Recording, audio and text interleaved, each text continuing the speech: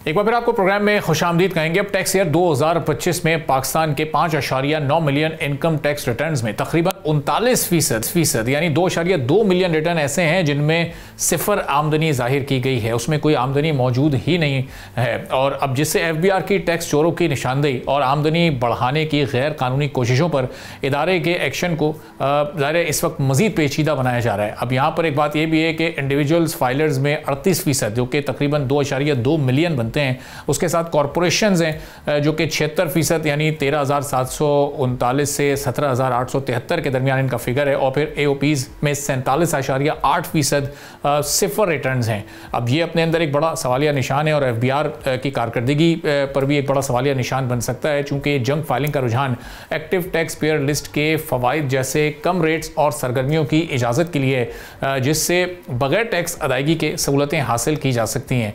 अब इसमें bank transaction से लेकर किसी परचेजिंग में या फिर गाड़ियों और मशीनों के रजिस्ट्रेशन से लेकर जो जायदादों में ट्रांसफ़र जैसे मामलात भी इसमें शामिल हैं। 2024 टैक्स ईयर में 68% नील फाइलर्स थे जो मुसलसल बढ़ रहे हैं। और अब जाहिर है इसके जो असबाब हैं उसमें गैर फाइलर्स पर 100% जुर्माने की सज़ा से बचना, सेल्फ असेसमेंट की कमज़ोरियों से फ़ायदा उठाना और फिर कैश पर अनडॉक्यूमेंटेड इकॉनमी जैसी चीज़ें भी इसमें अब शामिल हैं। लेकिन अब इसमें FBR को क्या करना पड़ेगा, इन नील टैक्स पेयर्स के खिलाफ क्या कोई कार्रवाई बनती है या नहीं बनती और इनका फ़ायदा या नुकसान क्या होता है, इस पर हम बात करेंगे। इकरामुल हक साहब टैक्स हमारे साथ मौजूद हैं। इकराम साहब बहुत शुक्रिया सर प्रोग्राम के लिए, आपने वक्त निकाला।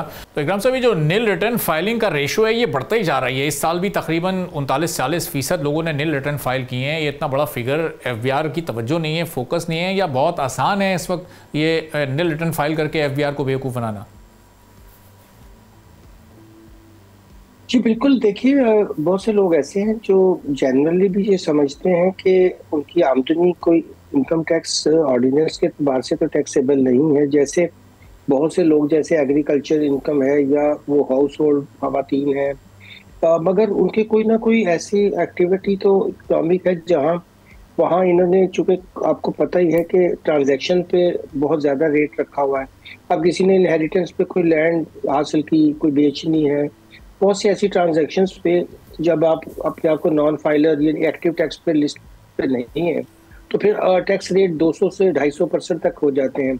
तो बहुत से लोग तो शायद ऐसे हैं जो महज उस एक्टिव टैक्स पे लिस्ट का फ़ायदा उठाने के लिए ये करते हैं। और बाकी ये भी हो सकता है कि बहुत से लोग जो हैं जिनकी आमदनी होती हो मगर वो नील की रिटर्न फाइल करके एक चैलेंज भी थ्रो कर सकते हो कि अगर आपके पास कोई डेटा है तो हमें पकड़ लें।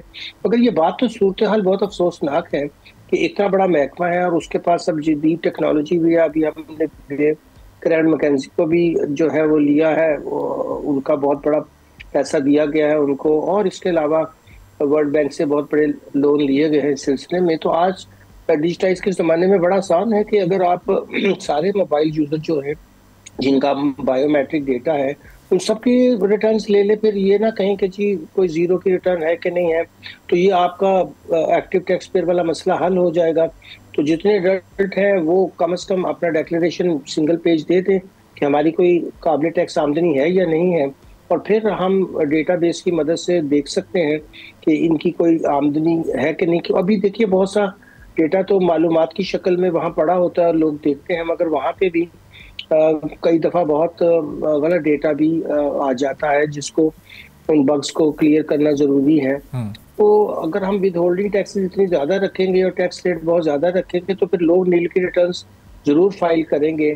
मगर ये एक बहुत बड़ी टैक्स एजेंसी के लिए मेरे ख्याल में टैक्स पॉलिसी का मसला ज़्यादा है और उसे इस तरफ तवज्जो देनी चाहिए। तो अब इकराम साहब, ये FBR का इस पर फोकस इस वक्त नहीं है क्योंकि ये तो हर साल ही ये एक बड़ा फिगर सामने आता है, और अगर ये इसी तरह से बढ़ता रहेगा तो ये इससे क्या रेवेन्यू पर भी कोई फ़र्क पड़ता है, या ये सिर्फ एक नंबर है, जस्ट एक अलामती तौर पर तो इसकी सिग्निफिकेंस है लेकिन कोई ख़ास ये फ़र्क नहीं डाल सकता रेवेन्यू पर? जी बिल्कुल, कोई फ़र्क नहीं पड़ता रेवेन्यू पे, बल्कि इससे सिस्टम ही चौक होता है। और बिला वजह लोगों की जो नील की रिटर्न्स है अगर आप एक्सेप्ट कर लेते हैं तो फिर भी एक चैलेंज है कि उनकी कोई आमदनी निकल आए और आपको पता ही ना चले। और इस लिहाज से भी बहुत ये ज़रा कंसर्न की बात है कि IMF जब इनसे पूछती है कि अगर आपकी इस वक्त जो पॉपुलेशन टैक्सेबल है वो से 10 मिलियन है, तो उसमें से एक तो रिटर्न्स ही पहले आधी आ रही हैं 6 मिलियन, और फिर उसमें से भी अगर आप कहते हैं 40% ने कुछ नहीं दिया, तो फिर महकमे की तो कोई कारकर्दगी है नहीं। जो भी टैक्स हमें विद होल्डिंग से, मैं इस दफ़ा भी चेक किया है, 60% विद होल्डिंग से आया। बाकी अगर उसमें रिटर्न्स के साथ और अगर एडवांस का जो आया है टैक्स वो भी जमा कर ले, तो एफबीआर की अपनी कारकर्दगी तो 4-5% से ज़्यादा कभी भी नहीं रही है। तो अगर इतना बड़ा महकमा सिर्फ 4-5% टैक्स इकट्ठा करने के लिए है, तो वो तो उसकी कोई जस्टिफिकेशन भी नहीं रहती। और शोर इतना ज़्यादा है इस पे कि हम बहुत डिजिटाइजेशन कर रहे हैं, हम इसको बहुत बेहतर कर रहे हैं। आज के दौर में अगर हम टैक्स बेस निकालना चाहें तो आपको सिर्फ मोबाइल यूज़र पॉपुलेशन से आपको पता चल जाएगा किसके पास हैंडसेट कौन सा है, वो कहाँ ट्रैवलिंग कर रहा है, कितना खर्चा कर रहा है।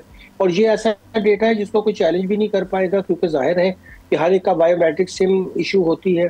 तो एफबीआर के पास या तो डेटा साइंटिस्ट नहीं है, या डायरेक्शन सही नहीं है, या बिल नहीं है, जिसकी वजह से बिला वजह ये बदनामी हमें हासिल हो रही है कि इस मुल्क के अंदर लोग रिटर्न तो देते हैं। देखिए, रिटर्न या तो टैक्सेबल इनकम की होनी चाहिए या नहीं होनी चाहिए। ये जो नील की रिटर्न है, ये तो एक बहुत बड़ा स्टिग्मा है कि भाई नील की रिटर्न का क्या मकसद होता है। यानी कि अगर इतनी बड़ी तादाद में कुछ लोग अगर पहले रिटर्न दे रहे थे, उन्होंने कारोबार बंद कर दिए, चले उनकी तो समझ जाती है, वो 3 साल नील की रिटर्न देगी। मगर यहाँ तो इंडिविजुअल्स जो है जिनकी कभी कोई टैक्सेबल आमदनी नहीं रही, वो सिर्फ विद होल्डिंग टैक्स से बचने के लिए इस तरह की रिटर्न्स फाइल कर रहे हैं। तो मेरा ख्याल ये है कि इसके लिए बहुत सीरियसली, और हर साल इस पे बात होती है, मगर एफबीआर है कि वो इसको कभी भी, अब टैक्स पॉलिसी का ऑफिस अलहदा बना, जो DG tax policy ministry of finance में बैठेंगे इस साल से। अब उनको चाहिए कि वो उसके ऊपर संजीदगी से गौर करें, स्टेक होल्डर से बात करें, टैक्स एक्सपर्ट से बात करें, और जो इस फील्ड को जानते हैं उनसे मिल बैठे और इस सिस्टम को रिवेटलाइज करें और इसको ख़त्म करें, इस नील वाले रिटर्न्स के डिक्लेरेशंस को। तो इकराम साहब, ये एफबीआर में इसकी एक्सेप्टेबिलिटी है क्यों? ये टैक्स पॉलिसी में ये चीज़ रखी क्यों गई है कि अगर कोई नील रिटर्न भी फाइल कर रहा है वो 2.2 मिलियन यानी 22 लाख के करीब, ऐसा तो नहीं हो सकता कि 60 लाख में से 22 लाख लोगों की टैक्सेबल इनकम है ही नहीं। उसमें से कई चंद एक लोगों की तो होगी, कुछ तो ऐसे होंगे जो टैक्सेबल इनकम के रेडार में आते होंगे। अब वो उससे उनकी भी बचत हो जाती है और एफबीआर ने भी बिल्कुल उनको छोड़ा हुआ है। जी बिल्कुल, और बहुत अंडर स्टेटमेंट्स भी हो रही हैं, क्योंकि मसला ये होता है कि फिर इस तरह की रिटर्न जब फाइल होती हैं और उसमें अंडर स्टेटमेंट भी नहीं पकड़ी जाती, तो एक तरह से सवालिया निशान भी कारकर्दगी पे एफबीआर की हो जाता है। बल्कि अब इसके साथ ही पहले खबर चल रही थी कि इस साल उन्होंने डॉक्टर्स को सिंगल आउट किया और कहा कि इनकी रिटर्न जो आई हैं उसमें 40%, एक तो नील के, आप डॉक्टर्स नील के रिटर्न क्यों फाइल कर रहे हैं भाई, और दूसरा ये कहा कि उनमें से बाकी भी जो बच गई थी 60%, उनमें से भी कोई काबिल कदर टैक्स नहीं आ रहा है। तो ये तो फिर एक कल्चर बन गया है यहाँ पे गलत डेक्लेरेशंस देने का। या तो फिर आप अपनी जो है उसको पेनल्टी मेजर्स को तेज करें, 2-4 लोगों को एग्जाम्पल बनाएं जिन्होंने ऐसी हरकतें की हैं, क्योंकि अगर सिर्फ बातें करते रहेंगे और इस तरह रिटर्न्स लेते रहेंगे तो हमेशा डिस्क्रेडिट होती रहेगी एजेंसी लोगों की नज़र में। इस एजेंसी का तो इतना रोब होना चाहिए कि लोग यहाँ गलत डेक्लेरेशन के बारे में सोचे भी नहीं चाहिए जाए कि वो नील की रिटर्न्स फाइल कर रहे हैं, और वो भी प्रोफेशनल्स हजरात। तो प्रोफेशनल्स की इनकम अगर इतनी कम डिक्लेयर करके भी बच रहे हैं, तो फिर तो इस एजेंसी को बंद करके कोई नई एजेंसी खड़ी करनी चाहिए। और इकराम साहब, इसमें अगर हम 6 मिलियन तक भी पहुंच गए टोटल टैक्स पेयर्स लिस्ट में, तो उस नंबर का भी कोई फायदा तो नहीं हुआ। अगर उसमें से हम 2 मिलियन को माइनस ही कर देते हैं तो कोई फायदा नहीं, ऑर्गेनिक नंबर तो फिर 4 मिलियन ही आएगा। ये तो महज कागजी कार्रवाई है। ठीक है जी, ये तो वही कागजी कार्रवाई है, बिल्कुल कागजी कार्रवाई। बहुत बहुत कुछ बेहतरी नहीं हुई। जी जी जी, बहुत बहुत शुक्रिया। इकराम उल हक साहब हमारे साथ मौजूद थे, गुफ्तगू आपने सुनी। एक ब्रेक लेते हैं, ब्रेक के बाद वापस आएंगे, एक और अहम मौजू पर बात करेंगे।